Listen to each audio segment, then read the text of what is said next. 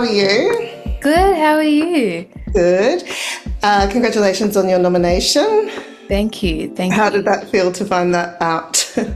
I was a bit shocked. I wasn't expecting it, and I got a call from my agent one day saying, "You've been nominated as a rising star," and I was like, "What is that?" But no, I looked into it, and it's a great honor, and glad to just be amongst, I'm sure many other incredibly talented people. I have a bit of imposter syndrome. I'm like, what am I I still have doing that, here? don't worry. It never goes away, and I think it keeps you on your toes. Yeah, it does. So tell us a bit about, you're very young. How did you get into the industry? I notice you've done a lot of dance training as well as acting training. Your training resume is quite detailed, actually. So tell us a bit about when you started and what got you into it. My family's always been into the arts. My mum was a dancer and she owned a dance school, so I've been around dance since I was literally born. Right. She used to have me in her lap while she would teach. So yeah, that's been there forever. And in terms of acting, I've always loved film and plays and performances. I've always loved watching it. And I think when I was about 12 or 13, I want to say, I got really shy as a kid. I used to be very extravagant and out there, and I got really shy out of nowhere. And my mum decided to enroll me into drama classes, like after school drama classes. And it kind of just went from there. I don't think I loved it so much, but I don't think I didn't think it was attainable as a career. Yeah. Especially being from, the area that I'm from, the arts aren't really promoted as a huge thing to strive towards. So once I started drama school, and I got an agent in like that same year and I started auditioning. I remember the first ever audition I did when I was 14, I got the job, which Wow. never happens. And it was great. It was for an anti-gambling commercial, and it was one day on set, and I loved it. I fell in love with it instantly, and I've been auditioning and working since then, and my love for it has only grown. And I don't think I still didn't realize that I could make it a serious career until a few years ago. Even though I was already working in the industry, it didn't seem tangible or real. That makes perfect sense. Yeah. I think it's a way to think as well. Speaking of casting and auditioning, what do you find more nerve-wracking? Is the audition process more nerve-wracking than, say, day one on a new project or film, or different types of nerves? I'd say now the audition process definitely isn't anywhere near as nerve-wracking as your first day on set, because it's self-tapes mostly. It's within the confines of your own home, and I think definitely for me it would have to be the first day, meeting the new people, the people that you're going to be working with every day, and that you're going to be spending, a lot more time with than your own family at one point. So yeah, that would definitely have to be more nerve-wracking for me. Yeah, fair enough. Yeah. Speaking of, are there any tips you'd give to sort of aspiring new actors, especially when it comes to the casting process and like shaking off those nerves? Yeah. Over-prepare, under-prepare, everyone's a little bit different. Yeah, I guess it is personal preference. I think the thing that works for me unintentionally, I don't know if this is the best advice, but for me, I've kind of always had one foot in each of my major interests. So I've always had one foot in the acting industry and one thing that I focus on that has nothing to do with the industry. So, for me, that's studying and working towards, a career in psychology.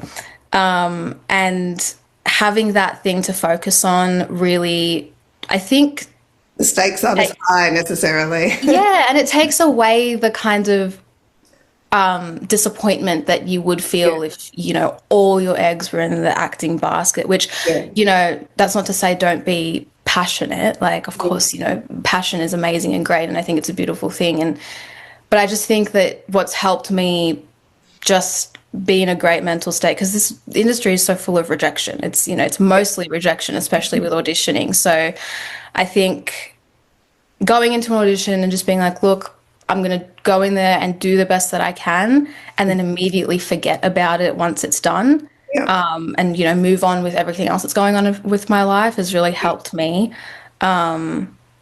I think that's really great advice, because it's also not necessarily just down to the performance. It can, Yeah, yeah. And then, you know, if you get a call back, great. You think about it while you have the call back, and then you forget about it afterwards, I think. and also looking at it as just more experience, I think. Yeah, exactly. I think another thing is that auditions, if anything, are just practice for the job. You know, you're just practicing your craft, you're doing the best that you can, and you will get advice and, you know, all that stuff.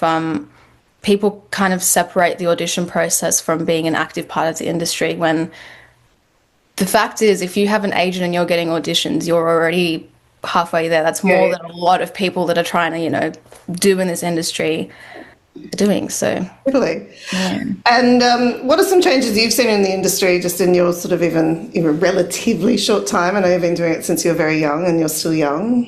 yeah, in the last almost 10 years, oh my gosh, almost 10 years, I definitely have to say the biggest change that I've noticed would be the audition process. Honestly, not much has changed in my experience with being on set. I think that's kind of remained the same. I think a lot of rights and safety procedures and, you know, attention to mental health has improved a lot. There's been a lot more, you know, structures put in place to preserve and take care of everyone that works in the industry, whether you're the crew or a part of, you know, an actor or whatnot.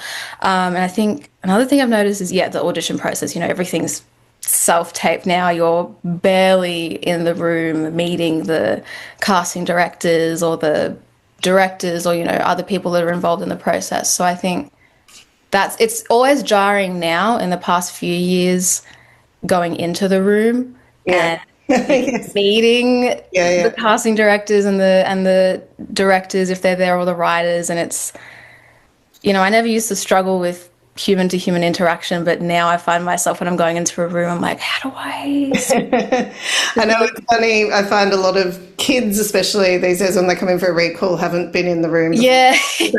Are more and more self-test more than any other sort of demographic. And lastly, well, actually, two more things. Have you got someone whose career you most admire, another actor that you've always looked up to, or someone that's on a similar trajectory to you? I don't know. I have so many. I think the first person that comes to mind for me is Viola Davis.